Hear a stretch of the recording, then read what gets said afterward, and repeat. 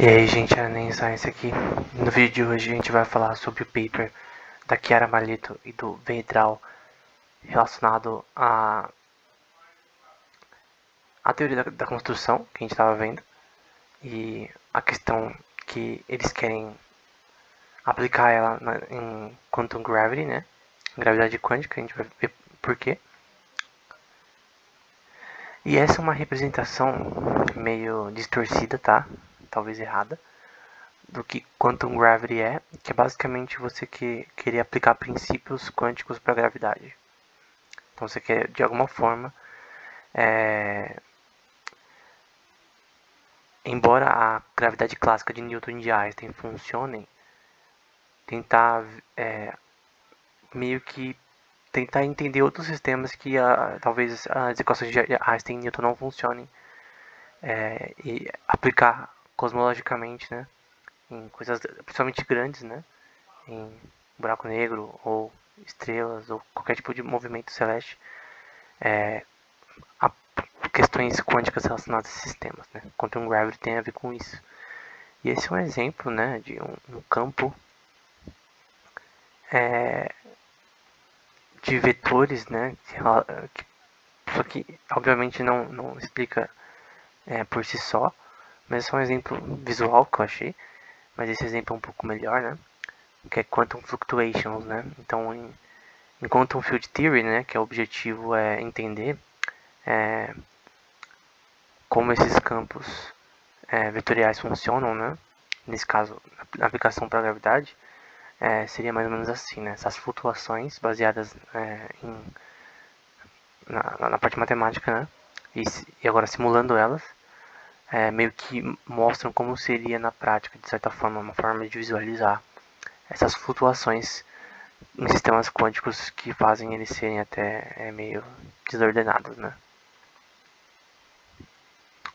Lembrando que a teoria da construção, que a gente estava vendo nos outros vídeos, né, é uma teoria por trás de todas as teorias, né, uma teoria que tenta agrupar todas as teorias relacionadas à física e até aplicações na biologia e tal, de uma forma global, né. Então, relatividade, gravidade, quantum field theory, que é relacionada a quantum gravity também, quantum gravity em si, teoria das cordas, que também é relacionada a quantum gravity, enfim. Só que a gente vai eliminar e colocar só essas duas por enquanto, embora a teoria das cordas também poderia estar, em que o objetivo do artigo deles, da Malito e do Vedral, é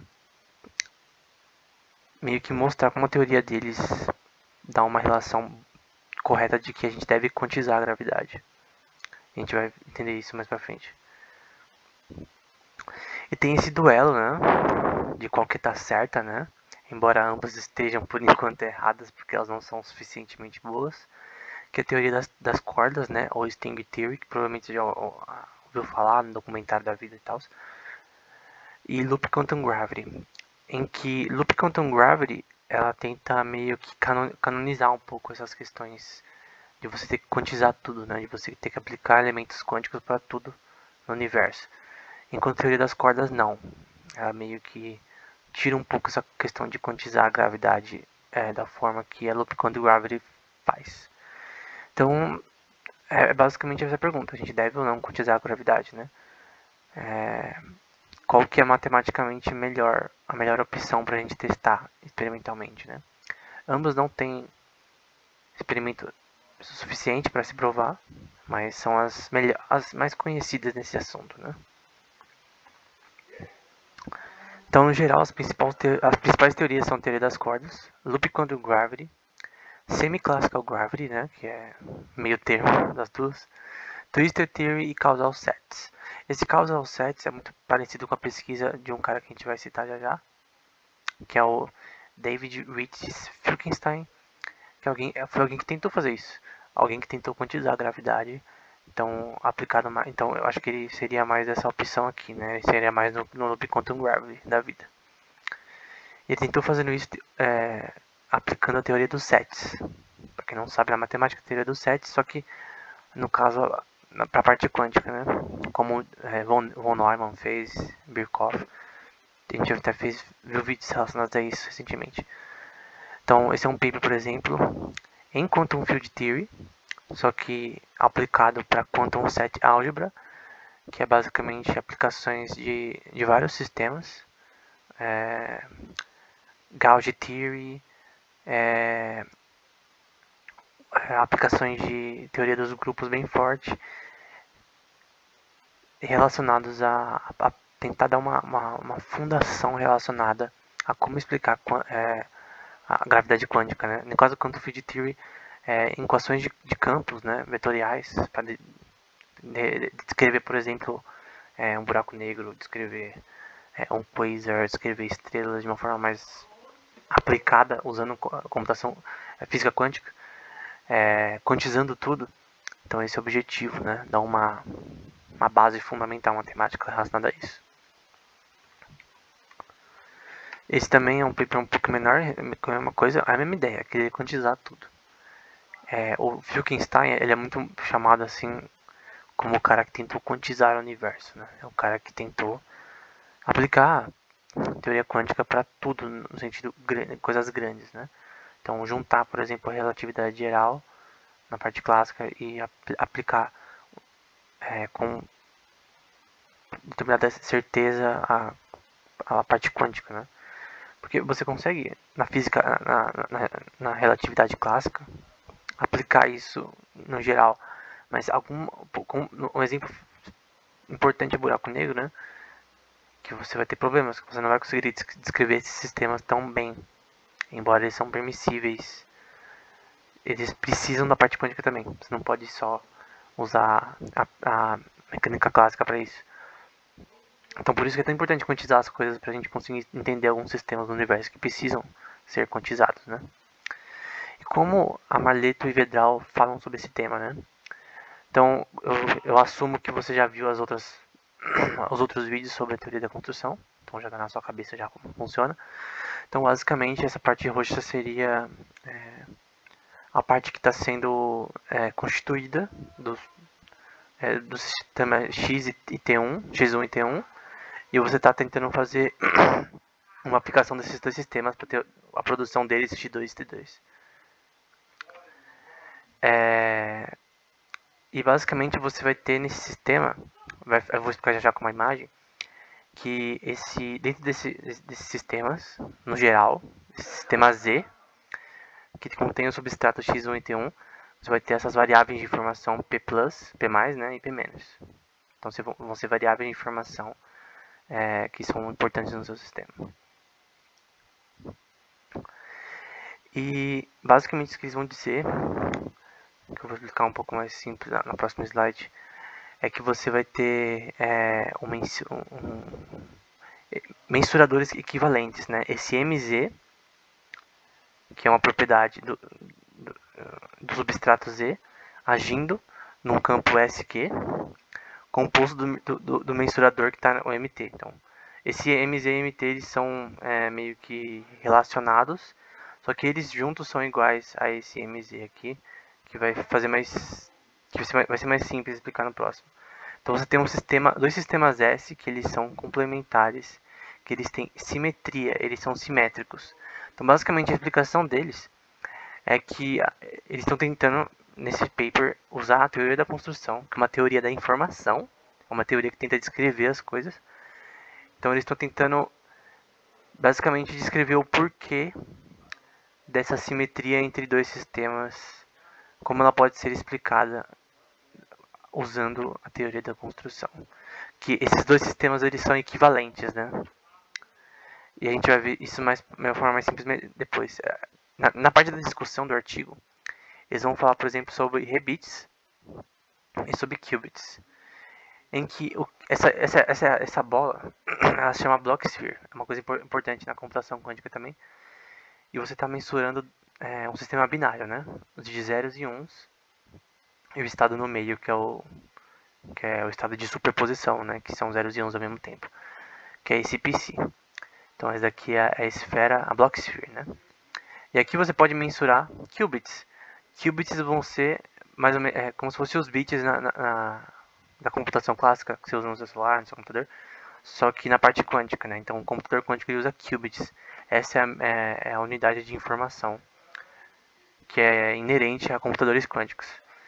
E o rebit é basicamente o produto de um qubit. Nesse caso você consegue ver desde aqui do estado zero até a outra ponta, mais ou menos como se tivesse o resultado do produto de um qubit, né? Como se você dividisse o qubit no meio, por exemplo. E aí você tem esse estado aqui com a setinha, né? De duas partículas, porque o qubit nada mais é do que dois átomos interligados, né? Que produz uma superposição, que produz um qubit na prática. Então o rebit é basicamente um produto deles. O rebit é um produto do qubit. E basicamente o que eles vão dizer, eu vou tentar ilustrar isso com uma imagem desse paper aqui, relacionado a segurança e computação quântica e tal. Eles vão descrever, por exemplo, a simetria dentro de uma swap gate. O que é uma swap gate? Para quem já estudou aí a parte básica de portas lógicas na computação, uma swap gate é uma porta que você, vamos supor que tem um trem que está indo em direção reta, né? E aí, sabe aqueles trilhos que você nos filmes, né? Tem aqueles trilhos no desenho também, eu lembro do Ben 10 daí. Aquele trilho que você puxa a alavanca e aí o trem muda de direção. É basicamente isso. Você tem a informação ainda de um lado, no fio, na parte clássica, no fio do seu computador, né? No fio do seu, no hardware do seu processador. E aí a swap gate ela faz ele mudar o caminho para ir para outro fio. Como se fosse o trem. Você puxa a alavanca e muda de lado. Isso é uma swap gate. E daqui, aplicando na computação quântica, você tem ali Alice e Bob, que vão ter os seus qubits, que é um estado aqui de 2 qubits no caso.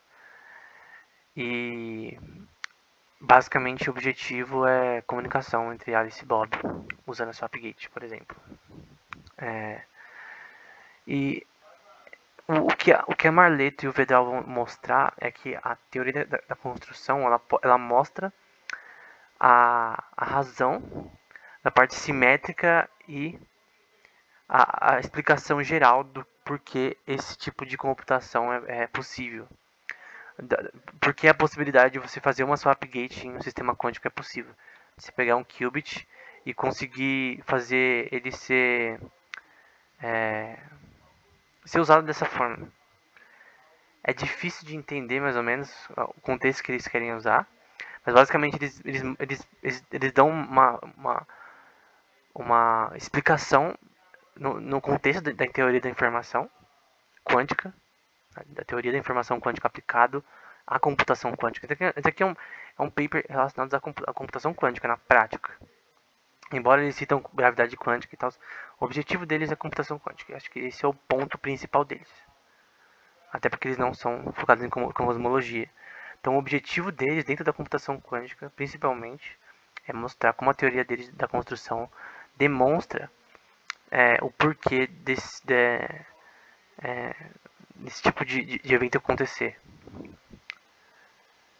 Essa foi a melhor forma que eu entendi o objetivo deles, porque eles não descrevem com detalhes, eles só explicam